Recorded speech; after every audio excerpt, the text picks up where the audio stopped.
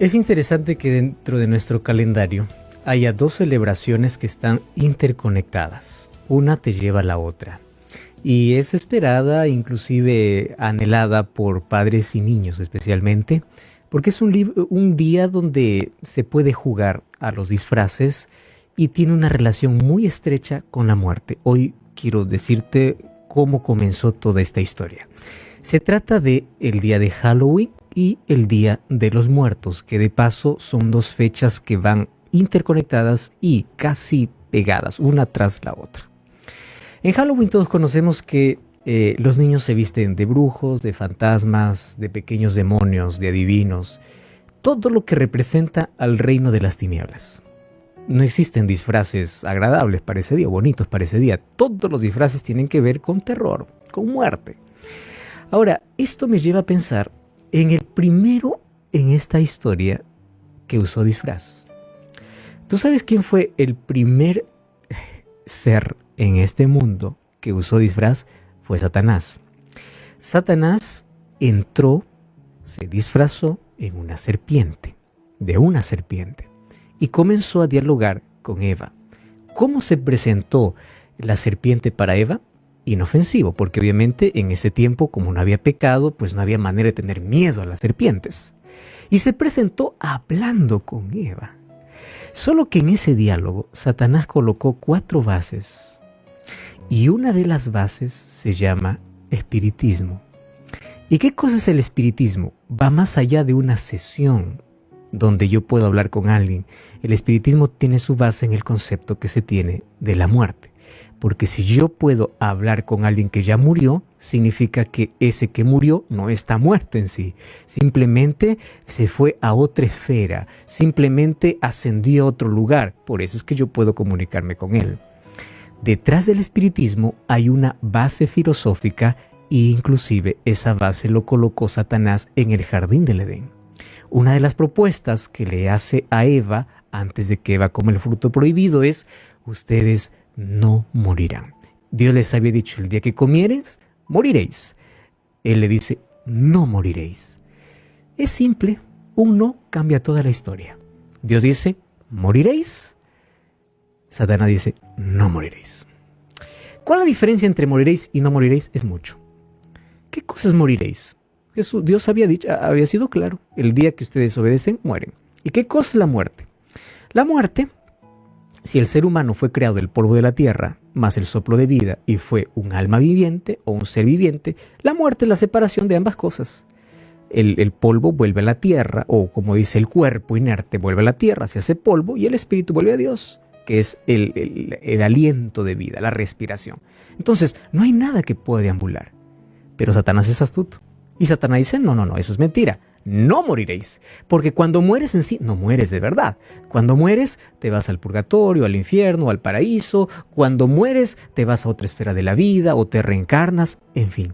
Pero para esto, mira cómo Satanás fue minando la mente desde las culturas tan antiguas para llegar hoy a un juego inofensivo, para poder jugar con algo que parece inocente. De esa manera, vemos a Satanás no como un enemigo, sino como un amigo. Porque todos podemos jugar a ser demonios. Y todos podemos ser igual. Y la aprobación que él se ganó es en base a una celebración, haciendo ver un juego inofensivo, sabiendo que bíblicamente con el diablo no se juega, porque el diablo es como un león rugiente.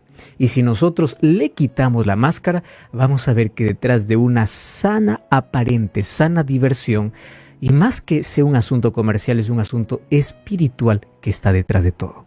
En ese día hay calabazas prendidas, son símbolos de demonios vigilantes, y ustedes ya han visto que dentro de la calabaza incluso se coloca allí un fuego o algo que puede iluminar, y eso representa, según la cultura celta, pues a un demonio llamado Joc, que nosotros ya se traduce como Jack, que está dentro de la calabaza, y ese Jack puede guiar a las personas. Es un espíritu de demonio que guía a las personas, imagínate. Y a veces las personas hoy celebran y hacen todo eso sin saber qué realmente significa todo esto. ¿Dónde comenzó? Esto fue muy antiguo. El asunto de esta celebración se remonta pues a los sacerdotes druistas, que son de las tribus celtas, y estos eran los que celebraban de esta manera. Una vez al año, cuando concluía su calendario, ellos creían que los malos espíritus salían de la tierra para poder pasar la última noche del año en sus hogares. Al hablar de malos espíritus, está hablando de malos y buenos espíritus. ¿Y quiénes eran esos malos y buenos espíritus? Eran las almas de los difuntos. Entonces, el último día del año salían de sus tumbas para reencontrarse con sus seres queridos. ¿Y qué cosas hacían ellos para poder confundirlos? Se disfrazaban. Entonces nadie sabía si es un espíritu o es una persona viva. Entonces ahí se mezclaban entre personas y supuestamente almas que salían para el reencuentro. Y de allí comienza a celebrarse Halloween, que en sí era un culto a un dios llamado Shamaín. Y Shamaín pues era el señor de la muerte. Ahora, en ese día ya mencionamos que se usaban disfraces para confundir a los demonios. Pero detrás de esto había un asunto interesante. En ese día todos tenían la oportunidad de poder comunicarse con quien querían y aquel que ya murió. Esa era una noche de adivinación, era una noche de espíritus, era una noche de comunicación con los muertos. Entonces, el propósito de este día no es entretener. El propósito de este día es celebrar. ¿Pero qué cosa celebras? El espiritismo. Y el espiritismo se basa en la idea de que uno que murió no está muerto. Está vivo, está en algún lugar y puede comunicarse. ¿Cuál es el peligro? Cuando se les enseña a los niños inclusive a jugar con la oscuridad, con esqueletos, con máscara, con sangre, con brujería, en la medida que crecen, ellos se están metiendo en un terreno diabólico que desde niños se les abrió la puerta para tener prácticas ocultistas inofensivas. Y el ser humano va perdiendo la noción entre el mundo real y el mundo espiritual, especialmente aquí estamos hablando diabólico, la diferencia entre lo bueno y lo malo. Ya se pierde la línea, entonces comunicarse o entrar en el terreno del espiritismo es algo normal. La Biblia condena completamente esta práctica, tanto así que Deuteronomio capítulo 18, versículos 9 al 14, esto lo llama abominación. Un último detalle, porque ahora voy al asunto de la muerte, y es que los satanistas pues celebran la noche de Halloween como un día santo, ya que dentro de su calendario, en este día ellos pueden ofrecer sacrificios humanos y animales a los demonios, justamente en este mismo día. Ahora, ¿qué cosa es lo triste? ¿Cómo tradiciones fueron absorbidas por el cristianismo? Nosotros llegamos al tiempo donde el Papa Gregorio IV tomó esa fiesta de Halloween como la víspera de Todos los Santos, colocándolo como una práctica común. ¿Y de qué se trata el Día de Todos los Santos? ¿A quiénes se les llamaba santos? Pues a todos los que habían muerto. Entonces, en ese día, esta tradición se convirtió ya en algo inclusive cultural, porque las personas en este 1 o 2 de noviembre van para los cementerios y van para poder llevar flores, aquellos que nunca llevaron en vida los llevan en muerte, van para comer con los difuntos o van para colocar alimentos que le gustaba a la persona que ya falleció. Esto no viene de recién, ya los egipcios lo practicaban y ya los faraones se enterraban con todo, incluyendo comida, porque el viaje era largo. Y si te das cuenta, eso no tiene ninguna base bíblica. Todo eso tiene una base pagana. Pero ¿qué cosa es lo que podemos hacer cuando cada vez aparecen nuevas apariciones de personas diciendo, yo morí y yo fui? Y yo fui, pasé por un túnel, y yo pasé por una luz, y yo sentí amor, y yo fui al paraíso, y yo vi el infierno, y ya hay tantas historias y libros que se han escrito de personas que han pasado por esta experiencia. En primer lugar, la experiencia de estas personas no es la experiencia de muerte, porque de la muerte solamente viene la resurrección. Nadie puede volver a vivir a menos que no haya una resurrección, y es un acto sobrenatural. Esa experiencia se llama, ojo, no te estoy diciendo esto religiosamente. Esta experiencia se llama científicamente experiencia de casi muerte, pero no muerte. Y es interesante porque hoy tenemos varias personas que estudian ese asunto. Trayendo solamente como ejemplo el doctor Jacques Provenza. Él tiene un doctorado en ciencias de la religión y obviamente él estudia el asunto neurológico, lo que sucede con el cerebro de una persona que está muriendo y de aquellas personas que dicen haber muerto y haber vuelto de la muerte. Y él en su estudio llegó a una conclusión impresionante que tú lo puedes buscar y esto realmente es extraordinario. Sucede que la persona, o es impresionante, cuando nuestros signos vitales y cuando nuestro cuerpo comienza a paralizarse porque está muriendo, ocurren algunas experiencias inexplicables. Una de ellas, por ejemplo, es la alteración química del sistema nervioso central que se altera. Y cuando se altera esta química dentro de nuestro sistema nervioso, ocurren ciertas alucinaciones y esas alucinaciones van inclusive a venir en base a tus creencias que has tenido. Mira cómo el cerebro, tú ya sabes que el cerebro puede fabricar imágenes que no existen. El cerebro por el miedo puede ver lo que no existe. El cerebro puede fabricar imágenes.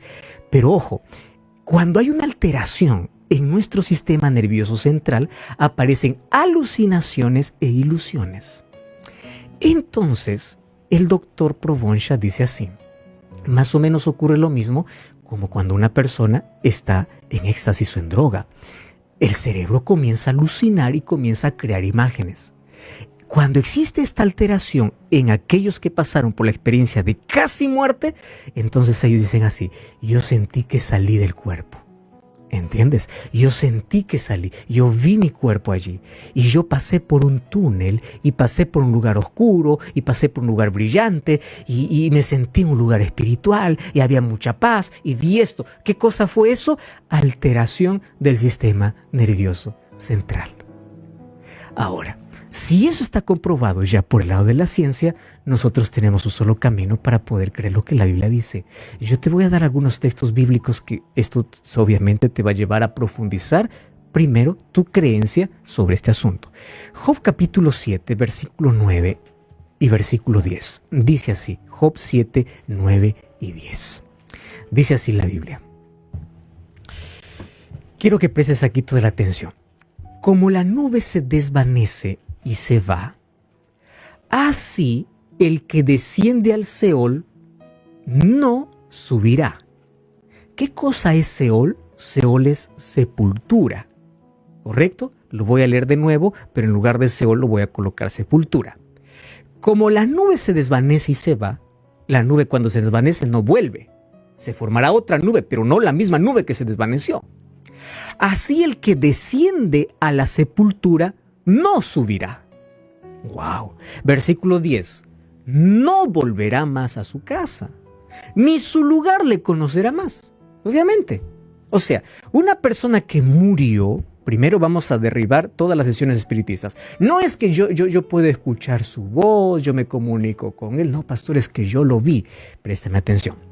Satanás, según el libro de 2 de Corintios, se disfraza como ángel de luz. En el libro de Samuel encontramos la primera sesión espiritista dado por una mujer pitonisa de Endor para el rey Saúl, que un día fue para hablar con Samuel que ya había muerto. Y dice que Saúl vio, y esta pitonisa también, que de la tierra subían espíritus y entre ellos estaba Samuel. A la pregunta es, ¿era Samuel? No era Samuel. ¿Por qué no era Samuel? Claro, porque según la Biblia, el que muere no puede subir, no está en ningún lugar. ¿Quién era? Era Satanás tomando la imagen de Samuel. Cuando hoy dicen, no, pero yo escuché, pero yo vi, es que yo, correcto. Satanás puede probarte haciendo milagros. ¿Quieres pasarte un ejemplo? En el jardín del Edén, la serpiente le dijo a Eva así, yo voy a comer primero y yo no he muerto. En lugar de morir, ¿qué sucede? Estoy hablando. Si tú que hablas, puedes llegar a ser Dios. Satanás te prueba con un milagro que tiene la razón. Entonces yo tengo que creer la Biblia. Dice, aquel que desciende del cielo no sube, no volverá a su casa, ni su lugar se le conocerá más. Entonces, toda sesión espiritista, según Deuteronomio, regresemos al Antiguo Testamento, capítulo 10, Deuteronomio capítulo 10, versículo 9 y versículo 10, mira qué interesante. Vamos ahí, o capítulo 18, Deuteronomio capítulo 18, versículo 9 y versículo 10. Cuando entres a la tierra que Jehová tu Dios te da, no aprenderás a hacer según las abominaciones de las naciones. No se ha hallado a ti a quien se haga pasar a su hijo o a su hija por fuego, ni quien practique adivinación, ni agorero, ni sortilejo, ni hechicero, ni encantador, ni adivino, ni mago, ni quien consulte a los muertos. Porque todo esto es abominable. ¿Y por qué es abominable? Porque tú no tienes un encuentro con alguien que murió. Mira, te voy a dar un texto más. Vamos al Nuevo Testamento. Juan capítulo 11 habla acerca de la resurrección de Lázaro. Y cuando Jesús resucita a Lázaro, mira lo que dice el versículo 23 y 24. Jesús le dice a María, con quien está conversando, le dice así, tu hermano resucitará. Y ella le dice, yo sé que resucitará en la resurrección del día postrero. ¿Cuál es la creencia de aquellos que creen en la creencia bíblica, en la doctrina bíblica sobre la vida y la muerte? La resurrección ocurrirá ¿cuándo? En el día postrero. Ahora, otro asunto. Cuando Jesús llamó a Lázaro de la tumba, recuerda que Lázaro ya había 4 días muerto. O sea, si es que existe alguna vida después de la muerte, significa que, obviamente, en 4 días, Lázaro ya pudo haber estado en cualquier lugar. ¿Estás de acuerdo conmigo? Pero cuando Jesús le llama a Lázaro a la tumba, le dice, Lázaro, sal. No le dice, Lázaro, baja. Si Lázaro hubiese estado en el paraíso, le hubiese dicho, Lázaro, baja. Si Lázaro hubiese estado, obviamente, en el infierno, como algunos piensan que es un lugar donde ya se van a vivir atormentados, le hubiese dicho, Lázaro, sube. No, Jesús le dice, Lázaro, sal. Porque ¿dónde estaba el cuerpo de Lázaro? En la tumba. Ni bajó ni subió, ni estaba en el purgatorio, ni nada. Estaba allí, en la tumba. Sal. La orden es clara. Cuando uno muere va a la sepultura y el cuerpo inerte se hace polvo. Y el ser humano entra en un estado de inconsciencia porque en la muerte, pues obviamente, según Eclesiastés 9, 5 y 6, no hay memoria de nada. Todo se acabó. Pastor, pero a mí me enseñaron que hay personas que subieron al cielo, inclusive están desde allí intercediendo por mí. Es que todavía probablemente no has leído lo que dice Hebreos capítulo 11.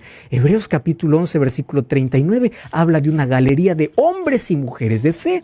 Y cuando yo leo este capítulo, dice que ninguno de ellos recibió la recompensa. ¿Y cuál era la recompensa que ellos estaban esperando? La vida eterna.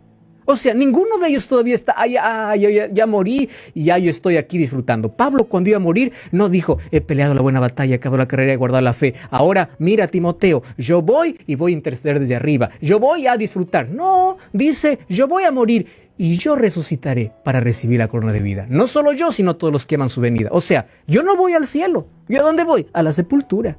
¿Entiendes cuál es el concepto bíblico? Pastor, y el asunto de ladrón que le dice, hoy estarás conmigo en el paraíso. Si tú vas a Juan 20:17, cuando Jesús resucita, María Magdalena se acerca para Jesús y le quiere abrazar. Y Jesús le dice, no me toques, porque aún no he subido al Padre. La pregunta es, ¿entonces el ladrón se fue solito? ¿Entiendes que la promesa para el ladrón en la cruz ese día fue, te prometo hoy que tú estarás, la palabra estarás está en tiempo futuro, conmigo en el paraíso? Pastor, ¿y la parábola del rico y Lázaro? Esa es una parábola y de ahí hay que extraer lecciones. ¿Cuál es el seno de Abraham? ¿Existe seno de Abraham? ¿Existe una corta distancia entre aquellos que son salvos y aquellos que están perdidos? No, la enseñanza era otra. ¿Entiendes? Ahora, la Biblia es clara que cuando una persona muere, va a la sepultura, el cuerpo se hace polvo y solamente el espíritu va a Dios, que es el soplo de vida. Ahora fíjate, yo sé cuánto duele perder un ser querido. Yo perdí a mi padre, perdí a varios seres queridos, que hay tanto dolor que uno intenta buscar explicación. Y a veces uno se aferra a cualquier cosa por querer tener un minuto más, por querer escuchar una vez más, y Satanás se aprovecha de eso. Porque cuando vamos a enterrar a un ser querido a un cementerio, enterramos parte de nosotros. Ahí se va parte de nuestra historia, parte de nuestra vida. Pero la promesa de Jesús es: el que cree en mí, aunque esté muerto, vivirá. Y creemos que cuando Cristo regrese habrá un reencuentro, pero cuando Él vuelva, los muertos resucitarán y resucitarán transformados. Entonces la muerte no es un punto final, es apenas una coma. Y aunque esto no es esperado y aunque el dolor es inexplicable, quiero decirte que todos los días tenemos que estar preparados para esto, porque es la mayor realidad. Nadie conoce su última foto, nadie conoce sus últimas palabras. Y hoy te voy a dar un consejo: no esperes la muerte de alguien para llevar flores a la tumba. Llévalas hoy que está vivo. No esperes decir te amo a alguien que está muriendo. Dilo hoy. La muerte no es una tragedia. ¿Sabes qué es una tragedia? Vivir sin Cristo y morir sin esperanza. Por eso vamos a entregar la vida a Jesús y vamos a confiar en sus promesas. Gracias, Señor, por tu palabra. Gracias por darnos la seguridad de que nuestros seres queridos están descansando hasta el día de tu regreso. Y ayúdanos a prepararnos cada día, primero demostrando amor a quienes amamos en vida. En segundo lugar, a preparar nuestra vida, aunque es corta y suficiente para decidir por la eternidad. Consuela a aquellos que están muy afligidos. Danos paz en el nombre de Jesús. Amén. In the darkest night I find my way, a beacon of hope, a sun's warm ray. Through storms and trials I stand tall, happiness resides within my soul. Oh, dance in the rain, laugh in the wind, embrace every moment life has been. No matter the struggle, no matter the strife, I'll find joy in the journey, love and life. When shadows creep and doubts arise, I'll paint my world with vibrant skies. The melody of laughter, my heart's refrain, living happily despite the pain. Oh, dancing